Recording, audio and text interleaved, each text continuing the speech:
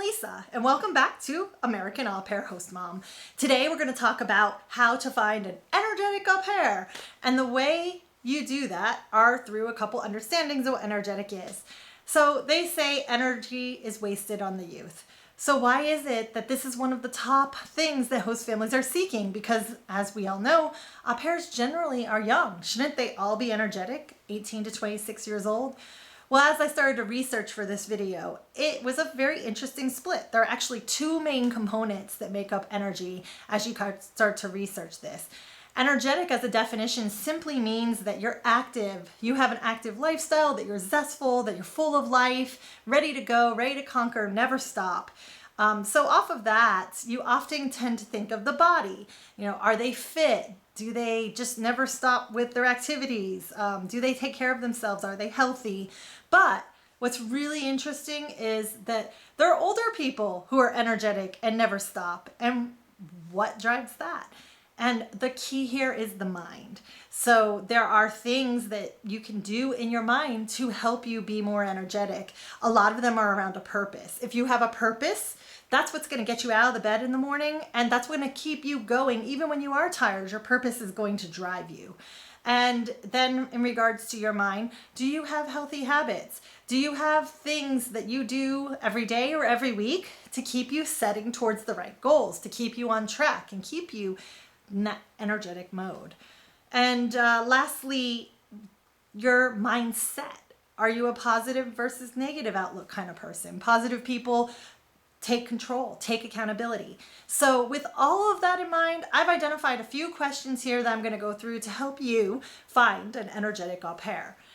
As usual, there are two main questions I ask no matter what I'm looking for, because obviously the au pair knows themselves best. Ask them to describe themselves with their top 3 words. And if one of these words happens to be energetic, hey, easy in. They already think they're energetic. Find out why. If not, the next question to ask them is what their friends think of them and what their friends would describe them as. Perhaps their friends see them as energetic, and that would also be helpful. However, if that is not the case, do not fear. There are several other questions that can cue you into if this person is energetic. So first, go down that mindset. So ask them, what is their short-term goal in life? Whatever it is, listen carefully and try to decide if being an au pair and being in your family is going to help them towards this short-term goal. If it is, then you can guarantee that they will be energetic in their job. They'll want to do well. They'll wake up in the morning excited to achieve the goals that they'd already set before they joined your family. And then ask what their long-term goals are. Maybe you'll get even luckier. Maybe long-term wise, this fits into their goals. Maybe they want to be a teacher or a nanny or something that requires a lot of childcare experience. And again, the au pair experience will help them achieve this, and it will motivate them to be energetic and achieve things that align with what you're looking for. Next, ask them to describe other people in their life. So if you think about it, the people you surround yourself with are going to influence you, both good and bad. And often you surround yourself with those you want to be like. So if they're surrounding themselves with energetic people, then that's a good sign that they are too.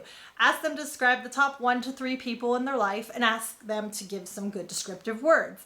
If they're describing these people in positive, energetic manners, then that's another great sign that that's what they're looking for and that's what they're surrounding themselves with. You can also ask them to describe the top 2 or 3 habits in their life. And notice I said habits, not good, not bad. Every person has habits. We can't be thinking physically all the time about what we do. We can't think about breathing. That's a habit. We all have that. And it's a good habit. We need that to live. But what other habits have this person come up with to keep their life towards their goals and purpose?